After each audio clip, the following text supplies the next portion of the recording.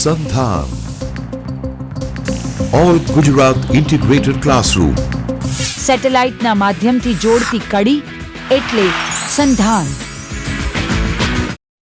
Friends, myself, Principal Dr. Bhaskar Shukla from YS Arts and KS Shah Commerce College, Devgarh Baria.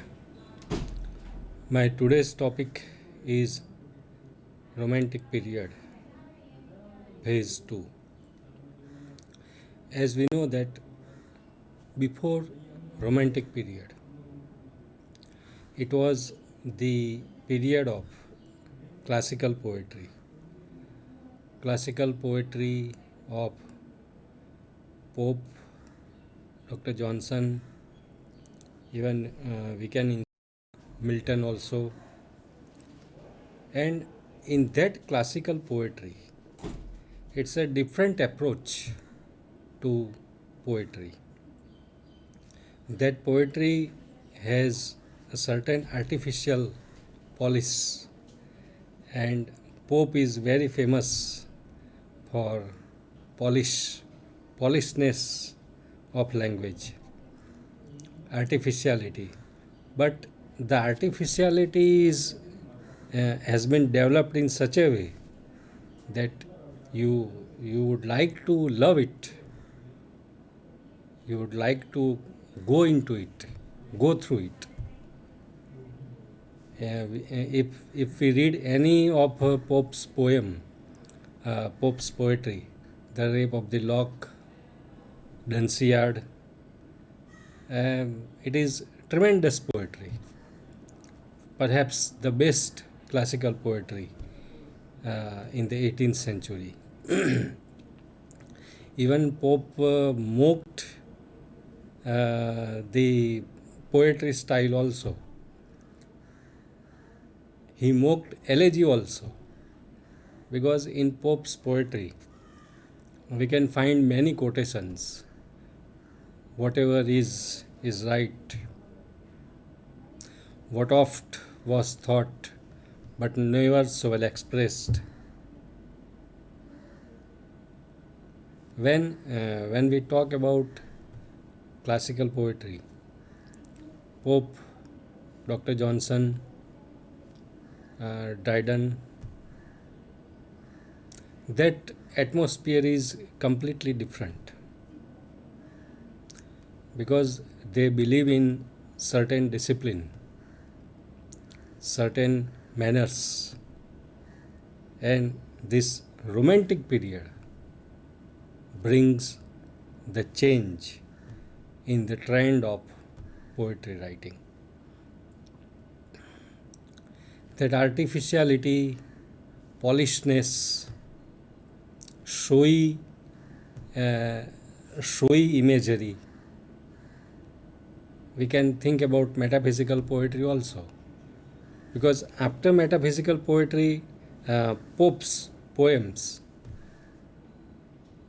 shows a little bit characteristics of metaphysical poetry. So that artificial approach to poetry is there in the poetry of 18th century, and the Romantic period was quite against this approach. Before we go to the Romantics, Wordsworth, Coleridge, Shelley, Keats and Byron, we have to approach the pre-Romantics. Who are the beginners? Who are the pioneers in the Romantic period? We have Gray, Thomas Gray, then Collins, then William Blake, then Robert Burns. Robert Burns has a very interesting starting of Romantic poetry. He gives sort of preface to Romantic poetry. When in his one poem he says, "My love is like a red, red rose. My love is like a red, red rose, newly sprung in June. My love is like a red, red rose, newly sprung in June. So, the month of June, talking about love and the symbol of roses, and the color red, red rose. The color is red. So, the symbolism, the imagery, that is completely fit for we can say, the preface to Romanticism. My love is like a red, red rose. So, his love, the red color, the roses, and the month of June. Usually in Britain and in some European countries, the month of June, July, they are famous for roses, flowing of roses. Here in India, we have, in winter, we find beautiful flowers, beautiful roses. So there in Britain, it is in the month of June, July, near to spring. So Robert Burns, William Blake, Collins, and Thomas Gray. These are the pioneers, beginners who started writing romantic poetry. And after that, we begin with Wordsworth. So, the pre-romantics, they are not very much against the 18th century poetry, the poetry of Pope, Dryden, and Dr. Johnson, or the classical poets. But Wordsworth, Coleridge, and the other romantics, they have a very different approach for poetry. And especially Wordsworth is against the polishedness of language, the artificiality, the so-called imagination, the hi-fi fashionable poetry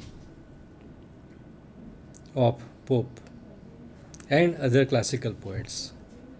Because in Pope's time, coffee houses were very famous. People read, people discuss, people get new idea, and poetry were discussed, literature discussed in coffee houses. So Pope and Dryden were writing for that audience. And if you read any Pope's poem, you can realize that Pope is writing for not for common people, not for poor people. Pope's audience or Pope's characters were hi-fi people, sophisticated people. There is a sophistication in his poetry. So very vast difference between romantic poetry and classical poetry. When we think about Wordsworth, when we begin with the real romantic poetry, see the definition of Wordsworth. Poetry is a spontaneous overflow of powerful feelings, recollected in tranquility. Friends, remember the definition.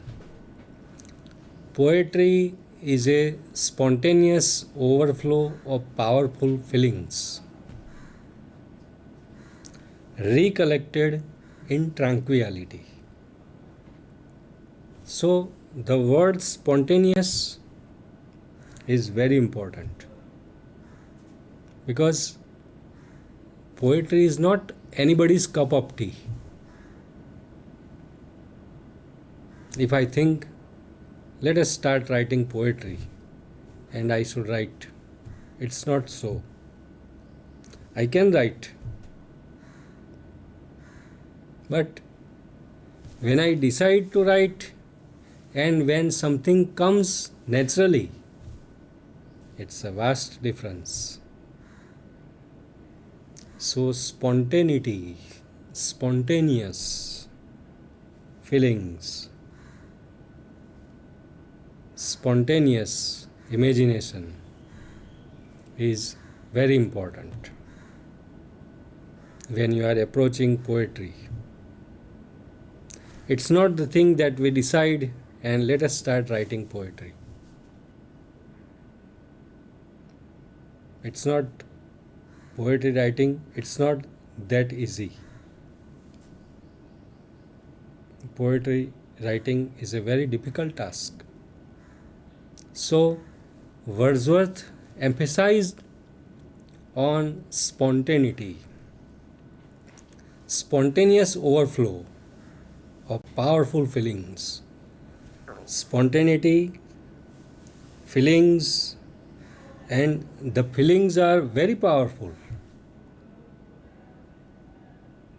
Then we have to show our feelings through poetry.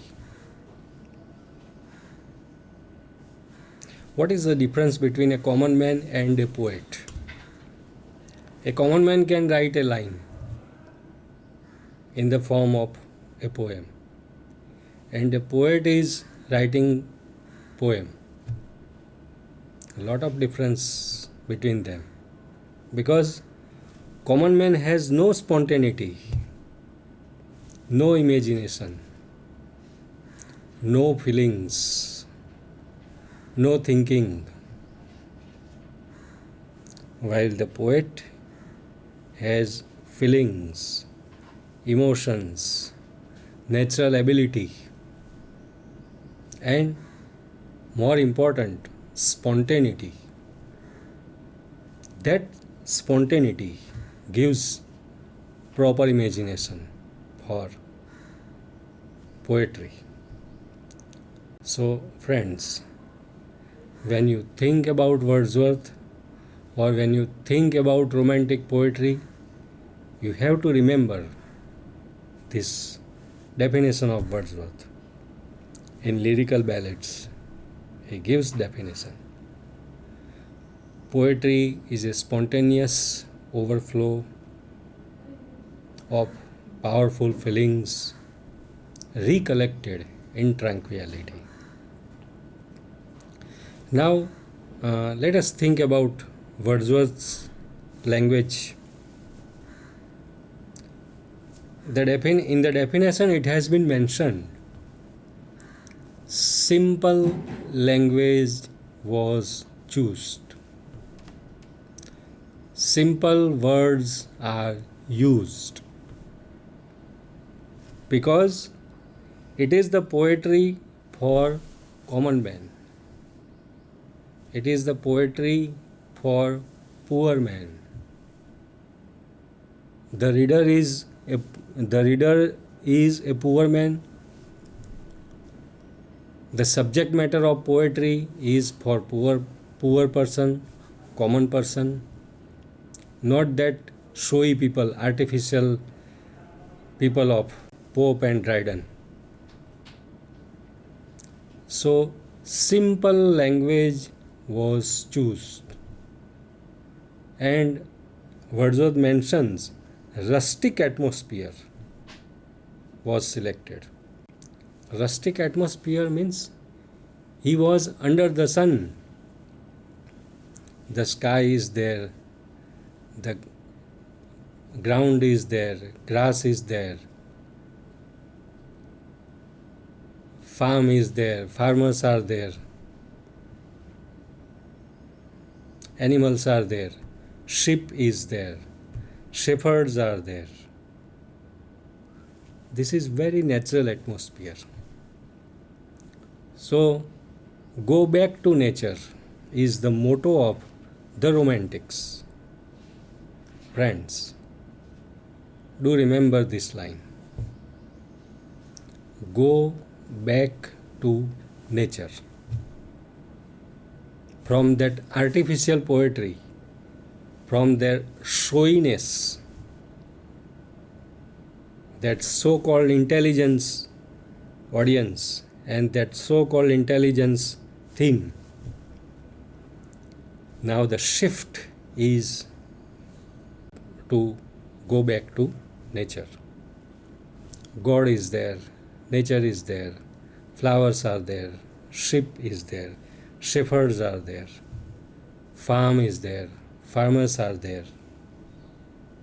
So go back to nature is the motto of the Romantic poets.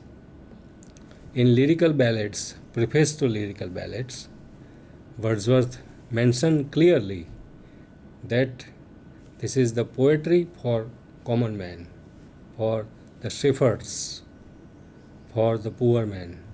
So simple language, natural language chosen, and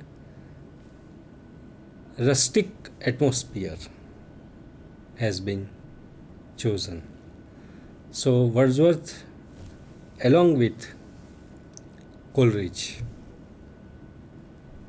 made a good collection of lyrical ballads, and lyrical ballads made a strong impact on the coming Romantic poets.